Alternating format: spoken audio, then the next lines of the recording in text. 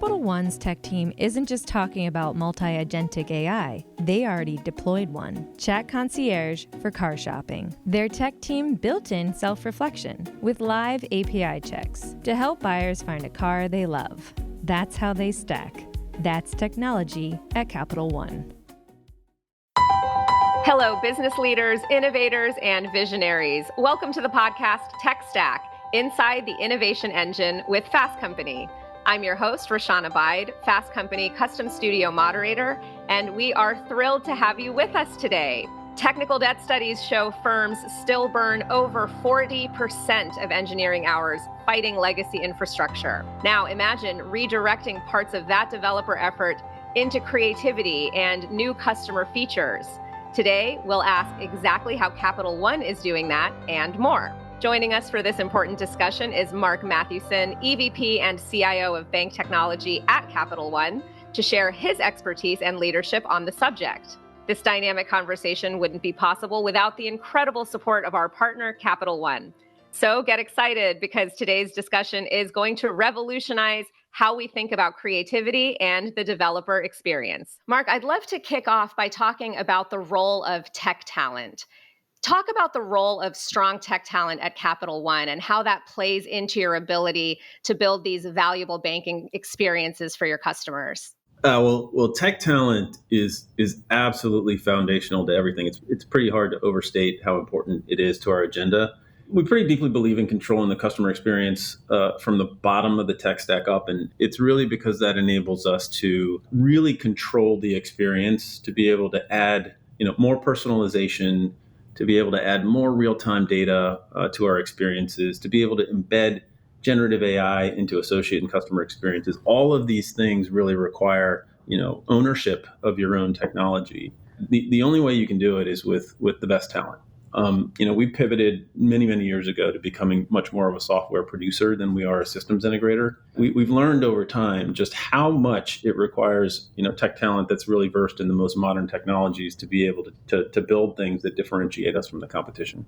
And what do you look for in tech talent? And do you see that evolving as the technology landscape also evolves? There's lots of dynamics involved in what we look for, but obviously experience with modern languages, tooling, and practices is where it starts. That's pretty much the benchmark standard for what we look for. But also in our more experienced engineers, we look for the ability to understand and solve problems of security, resiliency, scale. Anybody can especially now with the tools that are available, can write some pretty basic software. But we often find the value is in people who know how to build for high uptime. They know how to build defensively, software that is expected to break, software that's resistant to cyber threats and vulnerabilities, and really ability to foresee and solve problems that come with large scale and large complexity. So, I think those are critical things. Most importantly, exceptional problem solving skills and curiosity and tenacity are the kind of things that we look for. I think over time, what you're seeing as the landscape evolves, particularly with AI, language knowledge, in particular framework knowledge, will probably be de-emphasized and a bit less important. But foundational problem solving, understanding these large scale problems of resilience and scale and the curiosity is never going to be underemphasized. Yeah, Mark, when you talk about problem solving and curiosity, those seem also like cultural things. So let's talk about talent in terms of a great team culture. What's your philosophy on that? Well, I think, the first thing I think about is culture has to be authentic. As I mentioned before, we moved to a builder culture, much more of a software engineering culture. And that was a pretty big pivot for us. When you're trying to go out and attract world-class engineers to come be part of the problem solving and part of your strategic journey, you really can't fake it. Especially in banking, many were pretty skeptical of coming to a bank and had little belief that there was really great engineering work and the right engineering vibe and culture that they wanted to come be a part of. And you have to really prove it. They have to be able to see and feel the investment in state-of-the-art tooling, infrastructure. They have to believe they're going to have the freedom and autonomy to innovate, which isn't something that I think banks have historically been able to demonstrate. One of the things I'm pretty proud of is how much we've really been able to make that reality match our brand promise here. And that goes into, everything from the facilities that we have, the creative spaces that are available to teams, access to open source and public cloud services. Like all of those things, I think, have really gone into building a great engineering culture that feeds on itself, that really people believe in and want to buy into. Yeah, it sounds like this builder culture really is empowering your developers. And let's talk about why that's important to prioritize the developer experience and keep this creative engineering environment buoyant and fostering it. What benefits have you all seen at Capital One in doing that? We've seen a lot of benefits. I think first I'll say, and I think this is true not just for us, but for many industries outside of big tech, where software is not the product. For us, financial instruments are the product. But winning is really in delivering the experience of our financial products more seamlessly through software. And doing that in a way that meets the expectations of what's becoming an ever more digital generation. And I always like to say there's no killer app in banking. You have to, there's not one feature that you're going to build and all of a sudden you've won. It's built through many nuanced capabilities that you build over time and deliver at pace to customers that delight customers in their moments that matter and in ways that keep them continuously engaged. By really prioritizing developer experience, that's helping us to retain the talent that we need to be able to do that continuously. Obviously, you want to retain that talent. You've got to be able to show that they can actually win and advance their career and advance their skills and deliver things that are part of the bottom line for the company. And so we've started to see by making those investments some really cool wins. Like, first of all, I would just say access to talent markets that were previously not available to us. We're also seeing faster release frequency.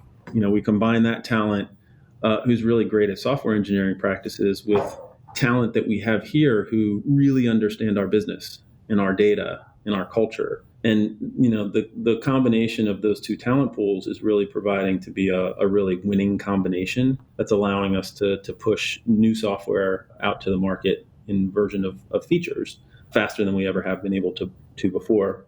That collectively is driving up the level of innovation.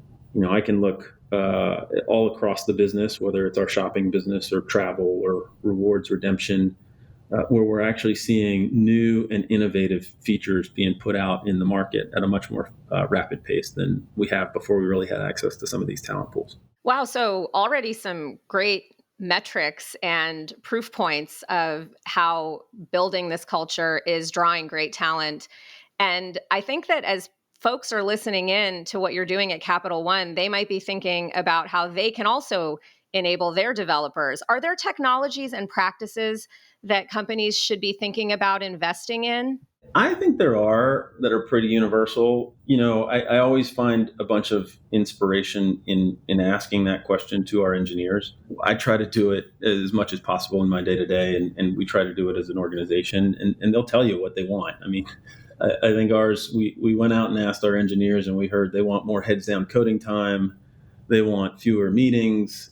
They want to make it easier to access knowledge that's locked up in silos across the company.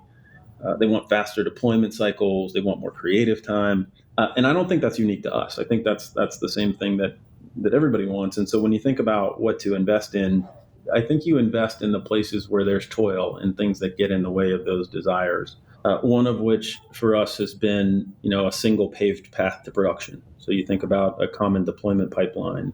That allows us to standardize all of the controls and all of the test automation capabilities, all of the vulnerability management and kind of cyber practices that are critical to our software, and codify that into a single pipeline, single path to production. There are lots of tools out there that do that, but I think that is one of the most fundamental investments. Obviously, with where the world is headed, I think we all need to be investing in generative coding assistance clearly across the board. I think the research is mixed, but I think most of it says that we are seeing lift already in engineering productivity from these various generative tools. And I think it's just the beginning. Most studies will tell you that you're seeing somewhere between 5 and 15% lift, depending on who you believe. And I think these capabilities are the worst versions of the generative capabilities that you're ever going to see. A day doesn't go by without new model benchmarks coming out, new tools coming out, and I think we all need to continue to experiment and leverage those tools in ways that are beneficial to developers in their day-to-day workflow. Regardless of what coding assistant that you're going to use, you're going to get benefit from those coding assistants generically because they're really good at translating native language and coding tasks into predictions on what it is that you're trying to do. You're going to get more value when those tools understand context in your particular environment. And so investments in upgrading your documentation, whether that's API documentation or curating golden copies of code or your technical standards and policies, all of those are input investments that are going to make utilization of those AI tools much more powerful over time. Yeah, as you talk about those generative tools, not just evolving, but then also helping make those and using those successful today, are there also architectural patterns like serverless or other ways to ensure that we can be effective in reducing that infrastructure complexity for developers to focus? 100% there are. We talked about some of these, like a common singular pipeline or paved path to production, as I called it. You mentioned serverless, and I think that's a really good one to call out because what we've seen is a massive reduction in particular to vulnerability management. So by not having to manage underlying server images and infrastructure, we reduce the attack surface that drives cyber risk and vulnerabilities in our environment, which, when I talk to engineers, is probably one of their biggest pain points is new vulnerabilities being introduced every day in their application footprints and having to stay on top of those and remediate those in short order. And so serverless is definitely one that we've seen a lot of benefit from. Along those same lines is moving to more standard and distroless container and machine images. Containers are obviously a spot where we have lots and lots of vulnerability surface, and distroless images are much smaller, lighter weight footprints that we use that also kind of reduce the amount of tech debt and surface area for vulnerabilities to appear in our code base. Fully managed cloud infrastructure services wherever possible. In the serverless domain we talk about, Fargate being one. Again, abstracting the need for us to manage some of the fundamental infrastructure, whether it's DynamoDB or whether it's ECS or other cloud native services that we leverage with AWS, that just allows our engineers to kind of move more and more up the stack and have to deal with much less of the lower level technical debt that's really all about provisioning infrastructure and not about being creative and delivering creative features to market. Yeah, as you talk about moving developers up the stack, you gave us some great insights earlier about attracting talent and giving them creative spaces. Can you talk about how you measure your success in empowering developers? I have been one that has been staring at the problem of measuring developer productivity for quite some period of time, and there's no silver bullet is the thing that I've learned. So really, I think the best option is to use a combination of granular measures as well as kind of more macro measures and survey-based measures. Some of the granular investments that are interesting to watch are things like, reduced pipeline wait times for how long it takes for code committed to get deployed into production, reduced amount of capacity applied to run the engine labor. So we do measure and track, what percentage of our total engineering capacity are allocated to run the engine tasks versus feature development tasks. Reduction in story points that are tied to things like manual testing. We aspire for lots of our testing to be automated such that engineers don't have to spend their time manually testing things before they go into production. But also on a more macro level, survey-based measures are important to look at. One thing that we do is we look through quarterly surveys to all of our associates that measure, things like enablement. How much do they believe that they have what's necessary to get their job done and there aren't major blockers in their way? On an annual basis, we also look at a more broad survey for better understanding engineering sentiment across a variety of dimensions. And that's the type of survey that tells us, what engineers really think is working and what's not working. Are they spending more time heads down coding versus in meetings? We like to see, obviously, that thing improve. Are they spending less time working on vulnerability management type of tasks or other technical toil tasks? So those surveys are also a really good indicator into how our efforts are working and where we need more focus. Wow. So you've given us some really hard metrics and also this sentiment analysis from surveys and the developers themselves. I think that's a really cool approach and makes me really curious about your insight, Mark, for final advice before we have to close out and say goodbye. What final advice would you give other CIOs who want to enable their developers, just as you've shared with us at Capital One? Well, if I had to pull up and kind of offer one thing, I might just say give them lots of access to you personally and other senior executives in the company. I find one of the things that's most exciting for our engineers and empowering for them is when they see their work shown in lights at the highest levels of the company.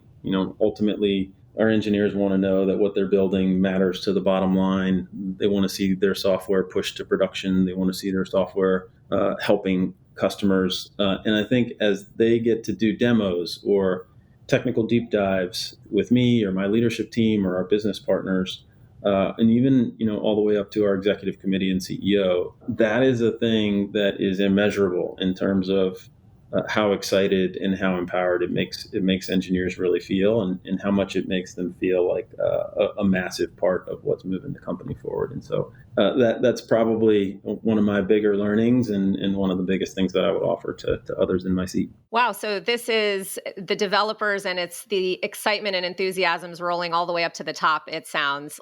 Mark, thank you so much for being with us today. Those were incredible insights to our listeners. Mark covered a variety of insights around builder culture, moving developers up the stack, and some great infrastructure tools as well. Mark, thank you so very much for being with us today.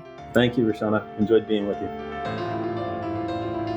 On behalf of Fast Company and our partner, Capital One, thanks for listening. Keep the conversation alive, rewatch, share. And we hope you join us for more episodes of Tech Stack inside the Innovation Engine. Until next time.